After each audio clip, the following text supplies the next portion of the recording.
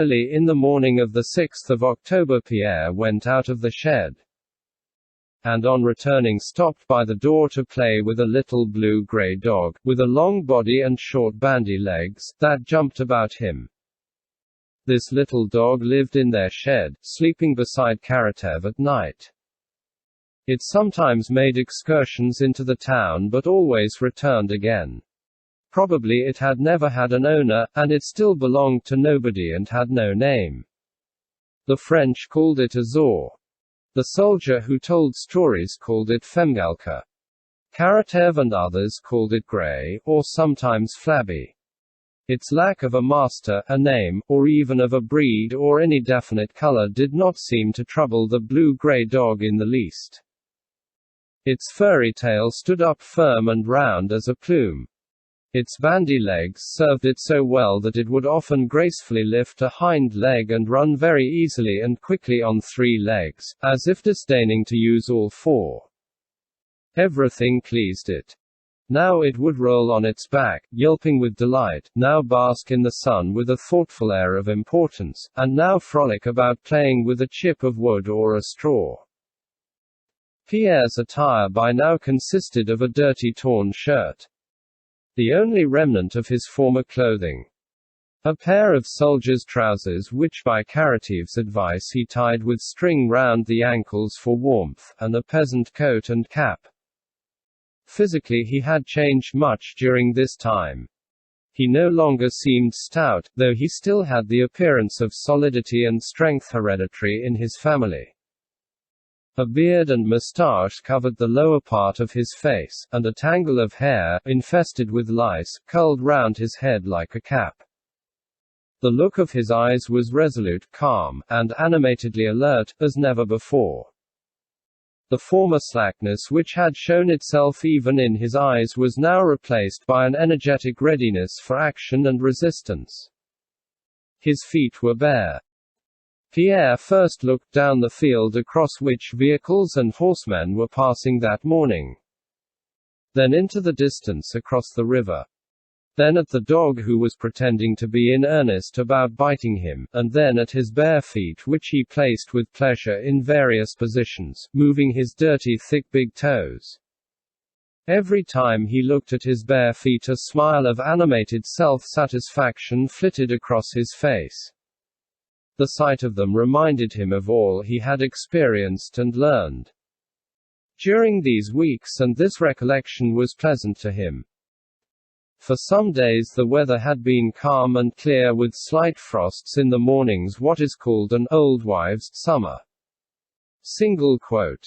In the sunshine the air was warm, and that warmth was particularly pleasant with the invigorating freshness of the morning frost still in the air. On everything far and near lay the magic crystal glitter seen only at that time autumn.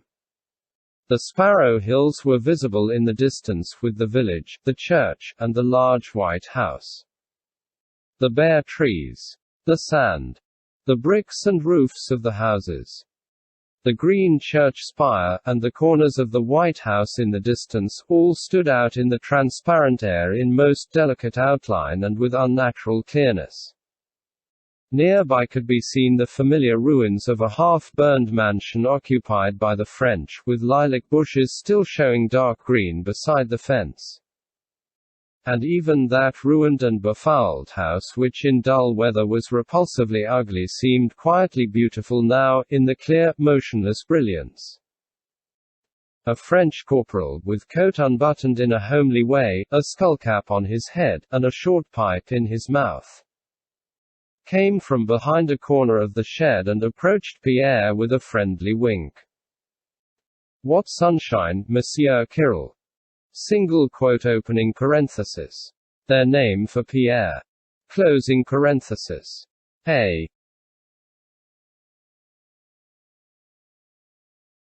Just like spring. And the corporal leaned against the door and offered Pierre his pipe, though whenever he offered it Pierre always declined it. To be on the march in such weather. He began. Pierre inquired what was being said about leaving, and the corporal told him that nearly all the troops were starting and there ought to be an order about the prisoners that day. Sokolov, one of the soldiers in the shed with Pierre, was dying, and Pierre told the corporal that something should be done about him. The corporal replied that Pierre need not worry about that as they had an ambulance and a permanent hospital and arrangements would be made for the sick. And that in general everything that could happen had been foreseen by the authorities. Besides, Monsieur Kirill, you have only to say a word to the captain, you know. He is a man who never forgets anything. Speak to the captain when he makes his round, he will do anything for you. Single quote. Opening parenthesis. The captain of whom the corporal spoke often had long chats with Pierre and showed him all sorts of favors.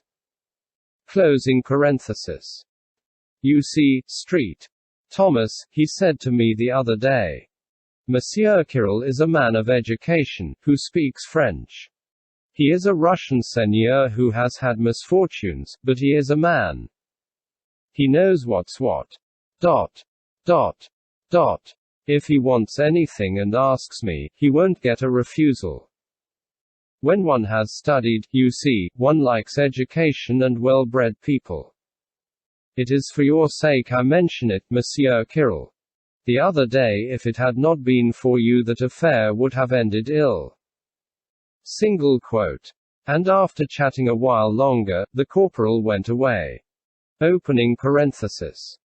The affair he had alluded to had happened a few days before a fight between the prisoners and the French soldiers, in which Pierre had succeeded in pacifying his comrades.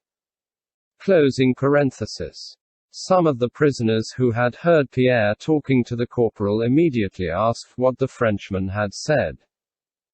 While Pierre was repeating what he had been told about the army leaving Moscow, a thin, sallow, tattered French soldier came up to the door of the shed. Rapidly and timidly raising his fingers to his forehead by way of greeting, he asked Pierre whether the soldier Platoche to whom he had given a shirt to sew was in that shed. A week before the French had had boot leather and linen issued to them, which they had given out to the prisoners to make up into boots and shirts for them. Ready, ready, dear fellow, said Karataev, coming out with a neatly folded shirt. Karataev, on account of the warm weather and for convenience at work, was wearing only trousers and a tattered shirt as black as soot. His hair was bound round, workman fashion, with a wisp of lime tree bast, and his round face seemed rounder and pleasanter than ever. A promise his own brother to performance. I said Friday and here it is, ready, said Platon, smiling and unfolding the shirt he had sewn. The Frenchman glanced around uneasily and then, as if overcoming his hesitation, rapidly threw off his uniform and put on the shirt. He had a long, greasy, flowered silk waistcoat next to his sallow, thin bare body, but no shirt. He was evidently afraid the prisoners looking on would laugh at him, and thrust his head into the shirt hurriedly. None of the prisoners said a word. See, it fits well. Platon kept repeating, pulling the shirt straight. The Frenchman, having pushed his head and hands through, without raising his eyes, looked down at the shirt and examined the seams. You see, dear man, this is not a sewing shop, and I had no proper tools. And, as they say, one needs a tool even to kill a louse, said Platon with one of his round smiles, obviously pleased with his work. It's good, quite good, thank you, said the Frenchman, in French, but there must be some linen left over. It will fit better still when it sets to your body, said Karataev, still admiring his handiwork. You'll be nice and comfortable. Dot. Dot. Single quote. Thanks, old fellow. Dot. Dot. Dot. But the bits left over, said the Frenchman again and smiled. He took out an assignation ruble note and gave it to Karataev. But give me the pieces that are over. Single quote. Pierre saw that Platon did not want to understand what the Frenchman was saying, and he looked on without interfering. Karataev thanked the Frenchman for the money and went on admiring his own work. The Frenchman insisted on having the pieces returned that were left over and asked Pierre to translate what he said. "What does he want the bits for?" said Karataev. "They'd make fine leg bands for us." "Well, never mind." Single quote. And Karataev, with a suddenly changed and saddened expression, took a small bundle of scraps from inside his shirt and gave it to the Frenchman without looking at him. "Oh dear," muttered Karataev and went away. The Frenchman looked at the linen, considered for a moment, then looked inquiringly at Pierre and, as if Pierre's look had told him something, suddenly blushed and shouted in a squeaky voice, "Platoche! Platoche! Keep them yourself!" And handing back the odd bits he turned and went out. "There, look at that," said Karataev, swaying his head. "People said they were not Christians, but they too have souls.